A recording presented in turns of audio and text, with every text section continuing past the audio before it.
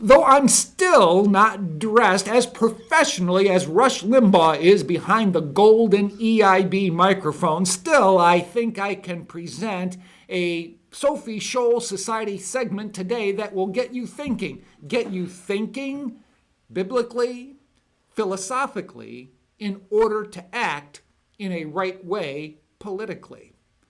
Here's something that is in the forefront throughout the schools, especially on college campuses, filtering into secondary education, namely high school, middle school, and even down to grade school.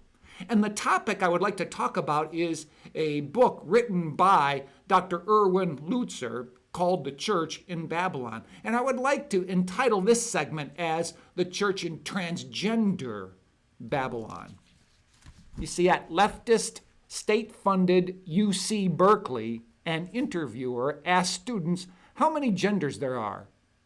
Some said, 72 plus. Another person said, infinity. And still another said, it's made up.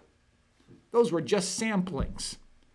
When the Bible plainly and clearly tells us that there are two, male and female, George Orwell couldn't be closer to the truth when he's quoted as saying, in a time of universal deceit, telling the truth is a revolutionary act. Deceit abounds in a PC culture where basic facts of biology are unacceptable for the untruthful narrative of the agenda-driven left. In discussing the transgender issue, Andrew Walker and Denny Burke properly asked, why is it acceptable to surgically alter a child's body to match his sense of self, but bigoted to try to change his sense of self to match his body? You see, it's politically correct, according to the left, to change a male's body into a female type in order to match his female feelings. But it is bigoted of you if you try to change a male's female feelings with thoughts that match his male body. It's as if logic must be ignored, reason and common sense have no say, and there's no such thing as absurdity. In his book, The Church in Babylon, Erwin Lutzer logically asks, does a man who has a healthy arm surgically removed because he doesn't feel it is a rightful part of his body have a body problem or a mind problem? Does a woman who has anorexia and starves herself to death have a body problem or a mind problem? When a man who is 52 years old identifies as a 6-year-old, does he have a body problem or a mind problem? You see, it's deeper than a mind problem. It is a spiritual problem. As we keep hearing people say, to be true to who you feel you are, legendary basketball coach John Wooden hit the mark when he said, being true to ourselves doesn't make us people of integrity. Charles Manson, now deceased, was true to himself and as a result got what he deserved. Ultimately, Wooden says, being true to our Creator gives us the purest form of integrity. And he's right.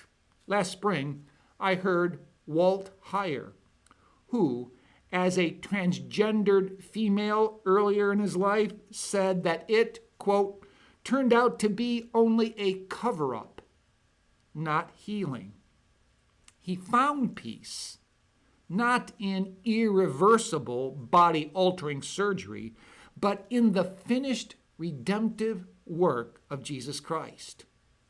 Jamie Dean, who works with transgenders, says that they must be loved through complicated layers of sin and pain, a process that requires a relational context within the body of believers in Jesus Christ. That's what the church can provide. Like Counselor Heath Lambert says, it will be the death knell if we say, this is wrong, but then we can't help. The church, Lutzer says, may be the last barrier against the complete breakdown of sexual sanity. We see female athletes compete against males who identify as females, and the fake females steal championships from the true females. Is that fair? I wonder where are the feminists in this? Kaylee Triller, a woman who in childhood was victimized by a pedophile, worked for the YMCA, which instructed her to write up talking points for a policy, a bathroom policy, a lockroom policy based on gender identity, not biology. She refused. The YMCA fired her at this particular YMCA in Washington State. She sought help from the church throughout the state of Washington. Very few stepped forward, offering the measly excuse of not, quote, wanting to be perceived as being unloving to the broken. Lutzer says, it is better to be accused of being harsh than it is to tell lies with hushed tones of compassion, love, care, and thoughtfulness. Borrowing a warning, Lutzer said, we expect our politicians to fix what we as pastors are not even willing to preach on. You've got to touch these topics, yes, with sensitivity, but with directness as well. Deal with it in the context of love, but not at the expense of truth. When you think of Sophie Scholl and her associates, they stepped out and risked it in the political sphere based on their understanding of good theology and sound philosophy.